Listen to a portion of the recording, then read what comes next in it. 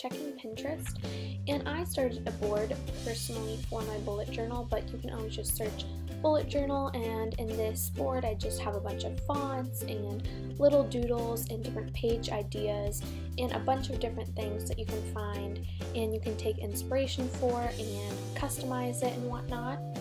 And then after that I find the font that I like and I go ahead and make my header, and I usually just put the month and then tracker. This is one of the main things that I do in my bullet journal. It really helps me keep track of things that I need to improve on and things in my everyday life that can definitely be improved upon.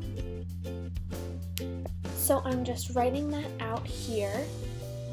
And what's so nice about bullet journaling is you can customize basically every aspect of the bullet journal. So if you do decide to make a tracker, you can decide what habits you want to keep track of, what font you want to use, and these are the pens that I use. They are from Amazon and they have a really thin tip and they write so nicely. They are a little bit expensive, around I think $20, so like $1 per pen I guess you could figure out, but they are so nice and high quality, and I really like how there is a variety of colors that you can use in your bullet journal, and it really helps you kind of distinguish what is what. So then I go ahead and put a little border type thing underneath the header. So you can switch this up every month or you can keep it the same. I kind of like to switch up my fonts and different things like that just to differentiate the months. But it is also kind of hard to have different ones all the time if you're maybe doing this every single month. So, definitely taking advantage of Pinterest or looking online or, whatever, or maybe even repeating ones that you've already used can definitely be helpful. And then I'm going to write which habits I am going to keep track of for the month, and they basically have stayed the same. I've been doing a bullet journal for almost a full year now. I started last August, and since the first few months I switched a few of the habits that I kept track of, but ever since then I've basically kept them the same.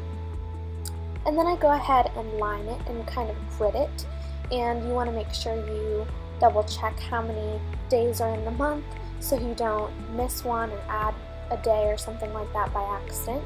And then I go ahead and number it and of course do lines down that way. And I'm going to be honest, you guys, I'm not a professional bullet journal person, and it's definitely far from perfect, but I absolutely love how you can just do it however way you want. And I'm going to be showing you guys some of my old bullet journal kind of pages, and I usually like to do a 5 months or a five goals per month on the next page. So I just kind of think of things that I want to work on beside my habit tracker. So these are some of my old ones, and as you can see I've kind of color coded and switched it around. And I have a few other pages of non-habit trackers, so if you'd like to see that, definitely leave that in the comment section, and thank you so much for watching. Bye!